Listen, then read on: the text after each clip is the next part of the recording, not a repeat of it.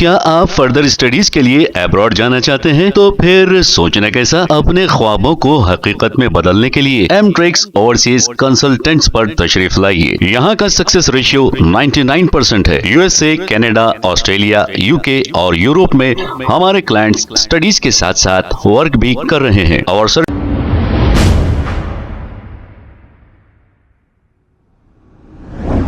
अस्सलाम वालेकुम नाजरीन, 7H न्यूज सच को रखे आपके आगे। बाबा नगर से पोस्ट ऑफिस जाने वाली रोड के करीब कब्रिस्तान मौजूद है और इस कब्रिस्तान के बाजू में दीवार के पास कचरे की कुछ अंबार देखी गई और इसी कचरे की अंबार में हमारी मुकद्दस किताबों के कुछ वर्क भी पड़े हैं।